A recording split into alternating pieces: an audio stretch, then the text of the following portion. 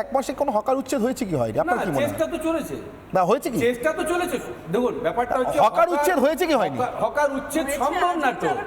আমি বলছি ইম্পসিবল ব্যাপার নিয়ে তো কথা হবে না। চেষ্টা কতটা কমানো যায়, হকার উচ্ছেদ সম্ভব না। না উচ্ছেদ সম্ভব কতটা কমানো যায় সেই চেষ্টা হয়েছে। মানে পুলিশ গেছে, বুলডোজার চলেছে, এটা আপনি দেখেছেন তো? মানুষ তো আপনি দেখেছেন তো এটা ঘটেছে? হকারটা যদি কলকাতার পুরো অধিবেশন একবার শুনে দেখুন, জেনে যাওয়া জিনিস মানুষ কিরকম ভুলে যেতে পারে। কলকাতার পুরো অধিবেশনে আজকে বিজেপির তরফ থেকে কাউন্সিলর সজল ঘোষ প্রশ্ন করেছিলেন, যে হকার উচ্ছেদ নিয়ে প্রশ্ন করেছিলেন। কলকাতার মেয়র ফিরহাদ হাকিম তিনি আজকাল মানুষকে নানা রকমের দাওয়াত দিতে ব্যস্ত রয়েছেন, ধর্মীয় দাওয়াত ইত্যাদি। তো তিনি কিন্তু হকার উচ্ছেদ নিয়ে কিছু জানেন না। তিনি বলেছেন কোনো হকার উচ্ছেদই হয়নি। খুব গুরুত্বপূর্ণ ব্যাপার। রাজ্যের মুখ্যমন্ত্রী বলেছেন তারপরেও উচ্ছেদ করেননি, এটা সত্যি?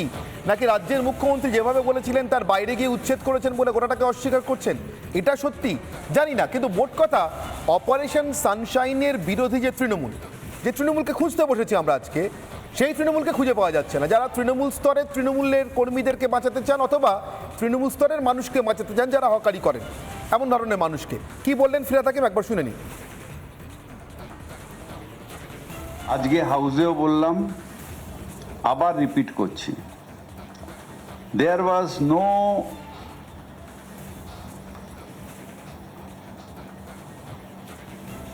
eviction of hawker in Calcutta. না মুখ্যমন্ত্রী বলেছেন হকার উচ্ছেদ করতে, না ক্যালকাটা কর্পোরেশন করেছে, না কলকাতা পুলিশ করেছে। নিশ্চিতভাবে 1/3 অফ দি ফুটপাথ, যেটা সুপ্রিম কোর্টের রুলিং আছে, সেটা হকারদের বসার অধিকার আছে। হকার মানে পার্মানেন্ট দোকান নয়। হকার মানে হকিং করবে, চলে যাবে, অনেক জায়গায় ছেড়ে দিয়ে যায়, কিন্তু পার্মানেন্ট স্টল এরিকশন করবে, ইট দিয়ে বানাবে, টিনের শেড দেবে, সেটা হকার নয়। মানে কলকাতায় কোনো হকার উচ্ছেদ হয়? উনি উচ্ছেদ শব্দটাকে মানবেন না, এভিকশন, পার্মানেন্ট স্টল ইত্যাদি ইত্যাদি।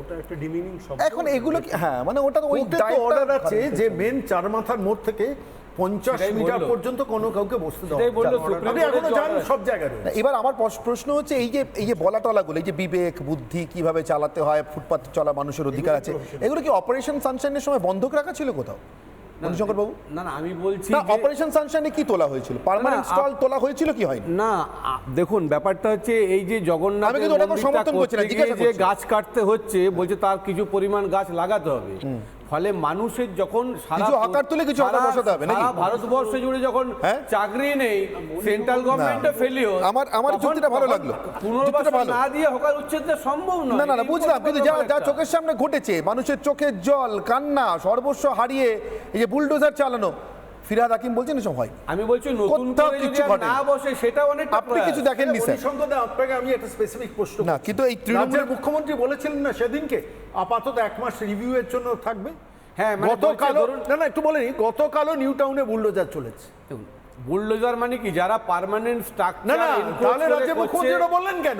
না হকার উচ্ছেদ তো বলছেন না, হকার উচ্ছেদ না, ভাবের ঘরে চুরি করবে না, হকার ওটা ভাবের ঘরে চুরি। হকার আপনারা হকারের 1 মাস আপনারা সময় চেয়েছিলেন কি চান? হকারের ডেফিনিশনটা তো আপনি বলুন, আপনি আইনজীবী মানুষ, আপনি বলুন রাজ্যের মুখ্যমন্ত্রী চেয়েছিলেন কি চান? না হকার দিকে উচ্ছেদ করতে আবার হকার উচ্ছেদ ছেড়ে দিন, রাজ্যের মুখ্যমন্ত্রী 1 মাস সময় দিয়ে চেয়েছিলেন তো করে পাবলিক মানে সরকারি জায়গা যে পার্মানেন্ট বসিয়েছেন আপনাদের নেতারা, সেগুলোকে ধর্মপালাতে ববি হাকিমের লোকজন বসে রয়েছে, সেগুলো অন্য জিনিস।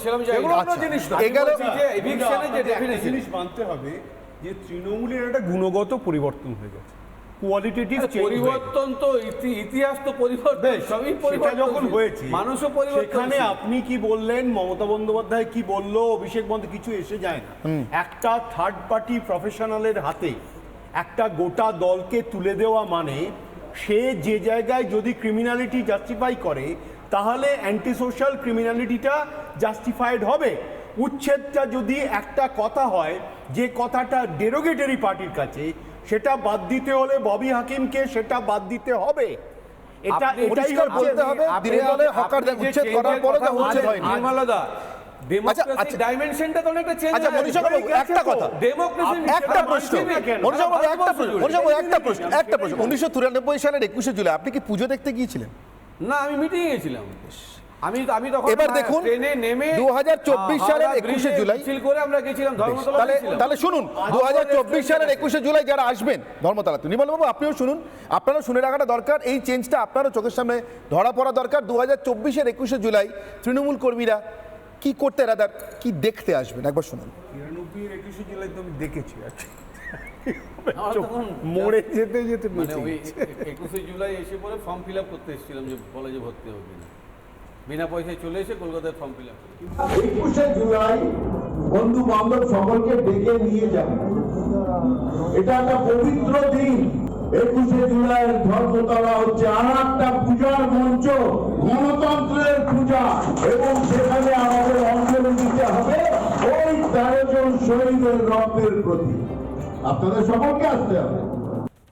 আমি একটা কথা বলছি, কোনো কথা শুরু করার আগে আমার আজকের ব্রহ্মাস্ত্র, কার পুজো কে থাকবে আমি তো উত্তর নেবই। আমার আজকের ব্রহ্মাস্ত্র, 21শে জুলাই শেষমেশ সব কিছু পেরিয়ে হলো পুজোর দিন।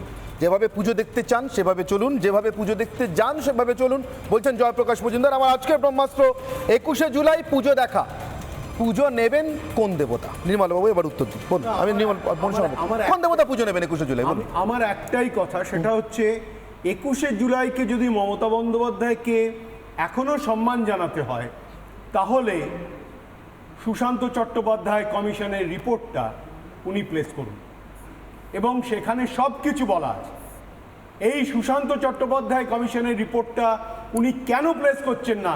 সাংবাদিক হিসেবে আমরা বারবার এই প্রশ্ন তুলেছি, মণিশঙ্কর বাবু, কিন্তু এই উত্তরটা কখনো উনি দেন না। মণিশঙ্কর বাবু পুজো নেবেন না 21শে জুলাই?